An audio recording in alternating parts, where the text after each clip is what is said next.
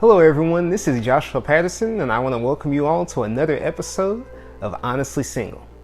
It's probably the first episode, actually, in at least a couple of months. I've had a lot of different, life stuff going on in general. Most recently, I just made a big transition. I recently moved into a new spot. I'm gradually getting settled in, getting the place, patched up and customized to my liking, but it's been great overall. On average, I'm saving at least $200 a month, which is cool because, rent can definitely be a headache, especially these days in this season. Economically, it can be a challenge in general, but, I'm just being frugal, staying focused, and building little by little. So everything is coming along a bit. And in this current episode, I just want to take the time to share with you some recent experiences I've had. Of course, this is a great episode to get everyone catched up. And interestingly, in late September, I actually attended my first singles conference. So yes, that is a gathering, an assembly for single people who, pretty much aren't so single, at least for the duration of the event. But it was an interesting experience. Overall, I just think it just really gave me more perspective as to how far we have to go and how much progress we need to make in terms of really tackling this subject, because I think it can be approached the wrong way. And I'll discuss what I mean in a moment. But, first I wanted to just start off by breaking down the whole nature of the event. So, I registered to attend the conference. I went there, of course. And, while I was there, the first thing I noticed off the bat, my main observation was that it was a predominantly female audience. There were mostly women in attendance. There couldn't have been more than 5 men, counting myself, so no more than about 5 gentlemen. But it was interesting the way they had it formatted. It was at a local church. We all sat together. In the pews, of course, they had arranged seating, but they opened up with our host, of course. They had an opening speech. Then they actually went on to a comedian who, he had some great segments to share. His comedy was pretty solid, but he talked about a lot of things from dating life to, the complexities and the complications of married life, and also some other subjects, the sort of quirkiness and sometimes the irresponsible nature, allegedly, of young men in their early to mid 20s. And I can say, even though I'm a gentleman who's in the latter half of his 20s, some of the stuff I heard was a little too, prejudicial and presumptuous. But I'm not going to delve into that. That's another subject. And then we also had, a guest musician. And then, of course, we went on to our main speaker for the night. But, there were just some opinions during the event that honestly concern me. For starters, with the guest musician, he has some great music. He was a great singer, but I just remember, when invited to offer his opinion, just what what it's like, just for single life and just the number of singles in attendance in general. He was just like, oh my gosh, it must be so terrible to be single. I'm so sorry, and. I'm roughly paraphrasing, but it was a very, sort of a pitying and contemptuous response, and I'll admit that kind of irked me a bit, because I get it, you're kind of floored at the alarming number of people who aren't exactly hooked up with somebody yet. And then, of course, you have these people who come in life who don't know anything but relationship, and then they look at you funny, and they're like, why are you single? Well, here, let me help you get you hooked up and connected with somebody. And, they just really don't take the time to actually understand your dynamics, or the unique nature of your journey through life. Of course, when I first attended this conference, my desire was to hopefully be in an environment where I could express, my personal thoughts, some of the same thoughts that have essentially built this channel, to be able to express that, in discussion, maybe, get to dialogue, intellectually with someone, have some healthy conversations, really get some good ideas and thoughts and perspectives going surrounding, what's honestly a complicated subject. Let's be honest about that. But, going to this event, I found myself a bit, disappointed. So, of course, there was that, the whole, it must be so difficult being single. I'm sorry. Just, generally being spoken to like a terminal illness has been announced upon you. Like there's a permanence to the nature of singleness, which, is far from the truth. It can be a season. It's a way of life that you practice for a time, but it doesn't have to be final.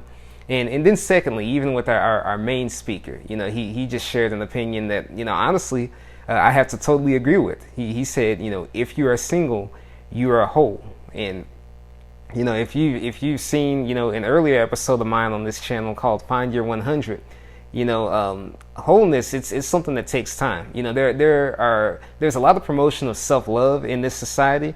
And again, I've discussed this before, but, you know, loving yourself could also become, you know, selfish. Self-love could manifest into selfishness. And, you know, that's definitely something you want to look out for, you know, because, you know, just because you're single does not mean that you're an individual, a whole unit. If you're expecting completion in a relationship, if you're expecting, you know, another person to really make you and give you fulfillment and meaning in life, you're mistaken. You know, I mean, by definition, what you're doing now just goes to show that you're partial. You know, you're not someone who's really, you know, found confidence and fortitude in your solitude. So, you know, that's an obvious concern there. And you know, just I'd say the one positive takeaway that I could take from this event, I thought it was interesting. Our main speaker, he shared a statistic. He said 49% of relationships in the United States are considered meaningless in the honest thoughts and opinions of the people surveyed. And that's staggering information. That means in the United States of America, almost half the people in relationships right now consider those relationships meaningless. You know, in nearly half the American populace, 49% is a big deal.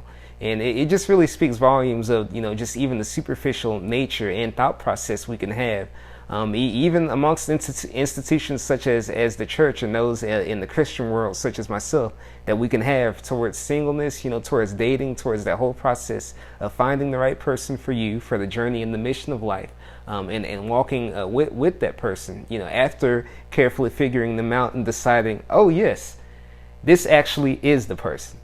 And this is forms the core of what I want to talk to today. So, you know, being someone, you know, who's had experience in the church, you know, who's had perspective with the church, I find it important to discuss this because I believe that there are just some missing pieces, you know, just regarding this subject. So I don't share this to be overly spiritual or overly religious with the subject matter, but I just think that, you know, when it comes to the whole philosophy of dating and soul searching, I just think there are some hidden gems to be found when we really take the time to evaluate ourselves and how we function as human beings. You know, regardless of where you think that's rooted, whether it's God or a primordial soup, you know, or you know, another great supernatural entity, you know, or the universe in general. You know, I just think that there's significance to how we operate as human beings because there's multiple facets to us. So I'll explain to you what I mean.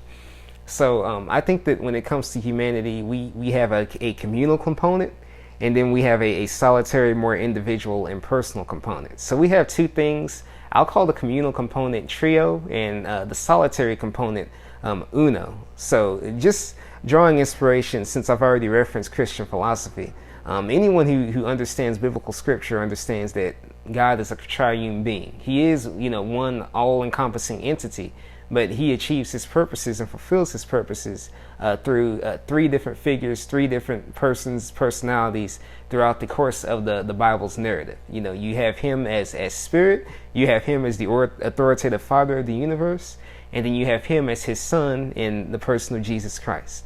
Well, I think there's a trio and there's a communal nature to human beings as well. You know, we like to relate to others. We're sociable. You know, there's different facets to our personalities that we can, you know, sort of tap into. You know, we feel different ways at different times. We learn in different ways. Some people are kinetic. You know, they learn through doing. You know, some are more visual.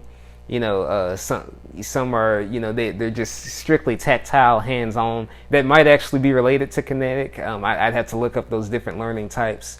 But, you know, it's an essence of who we are, and we like to connect. We're social creatures, and in fact, you know, it's been scientifically proven that children, if they go for an extended period of time, you know, without that intimate human touch from the mother or the father or the guardian, you know, that compromises their lives, their livelihood. They're literally at risk of dying just for the absence of conversation and interaction. So we have that communal element, but then we have what I call uno. And that's those, you know, deepest, most intimate parts of ourselves, you know, our self-esteem, our self-confidence, our sense of self-worth.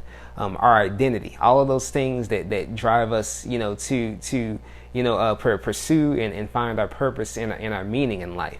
And with Uno, when it comes to purpose, that's, that purpose isn't necessarily rooted in another individual. We have certain things that we're passionate about doing, and tirelessly driven to complete and to fulfill, within, the course of our lifetimes. There's so much that we're driven to do. There's so much that's in, just simply our motivational DNA that we're driven to do.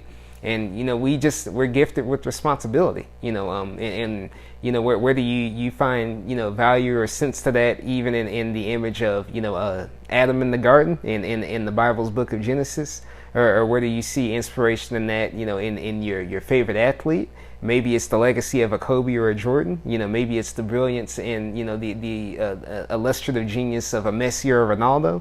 Whatever you draw inspiration from, there's certainly significance to our pursuit of legacy. Of simply leaving this earth in a place that's better than what it was when we first got here. Maybe you find that profundity in a philosopher like a Gandhi or a Siddhartha Gautama in the Buddha. But whatever your perspective may be, we're given assignment even outside of another person. So before the first man met the first woman, initially he was just a man responsible for taking care of his garden or whatever landscape he was given in those earliest periods. But and whatever that garden may be, I'm just using it as an allegory, just for the fact that we have work, we have responsibility.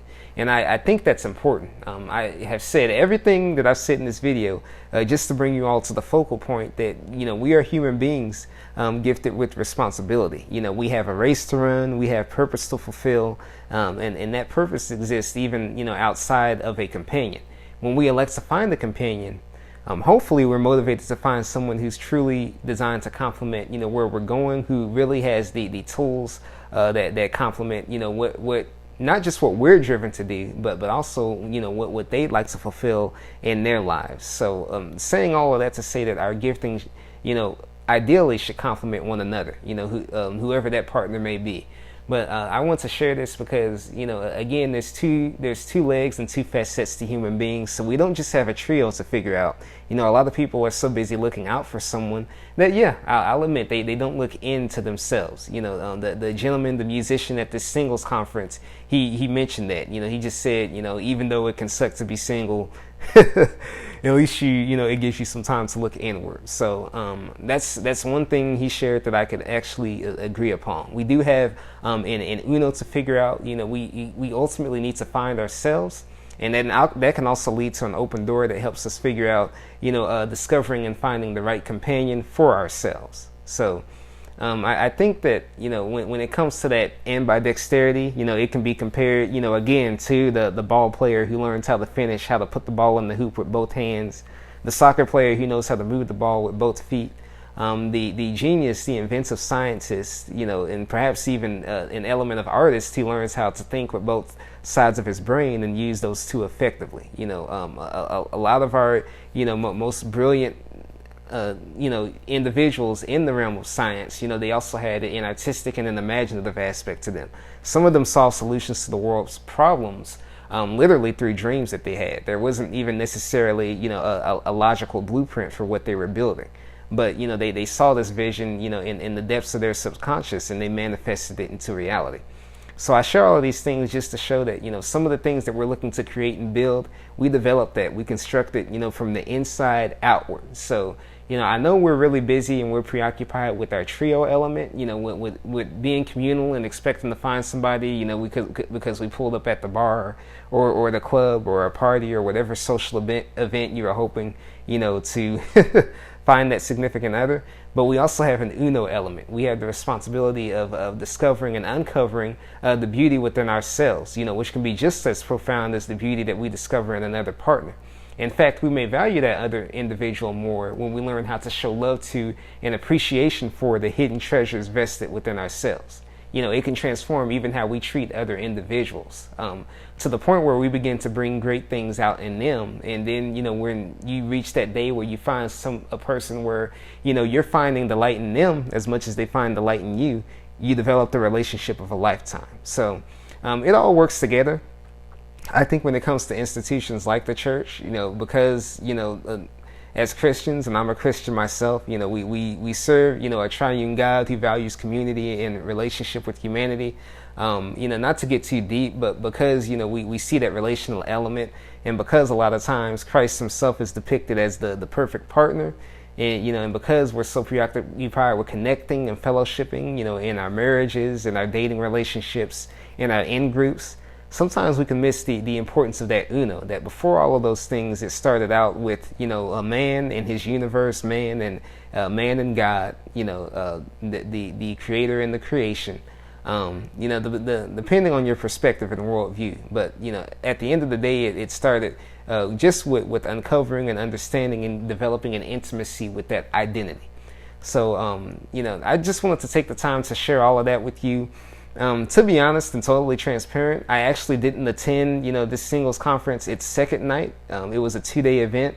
I was honestly so disappointed by what was discussed in the opening day. I didn't even bother coming back, and I paid for Chick-fil-A lunch that I didn't eat. That's how disappointed I was. So it was a real stunner. And no, I didn't talk to any ladies afterwards because it was a Friday night, and I had been working all day, and I just didn't have the energy to socialize. But that's all good and cool. I think what is important and what is in need of development is just, our institutions and the way we go about this complex thing, called singleness, the subject of singleness. I think that, progress begins with us understanding that singleness is not a stigma, it's not a disease, it's not an inhibition.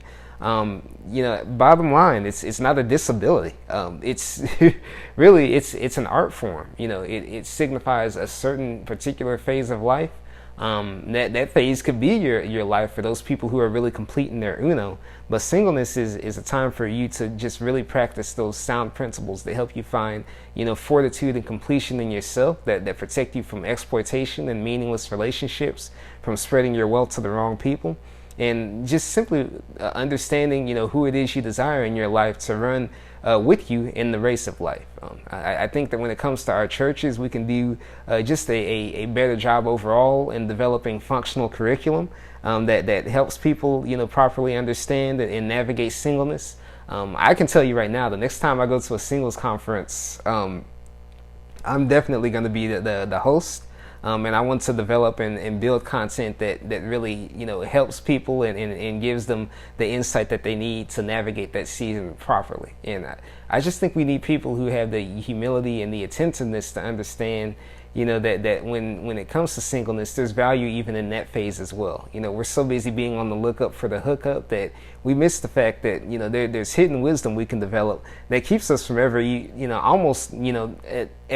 seeing any kind of calamity in terms of, our journeys for companionship. So I just want to take the time to share that all with you. I believe that there's hope for us, and it starts with people like me being more proactive, posting videos more frequently, building these conferences that I'm dreaming about before you right now, and just being engaged. And it takes you passing this information along, spreading the message to other people, and helping them realize, there's so much more depth to singleness. It's not something to be ashamed of, but because if you manage it properly, if you make good use of the resources, you can really find, and unlock the key to everything that you could have ever desired in a two-person relationship, in companionship. You're training yourself to be the right person for somebody who's ultimately meant to be the perfect person for you. So I want to share that with you all. Thank you so much for your time. Happy holidays. Enjoy your Thanksgiving.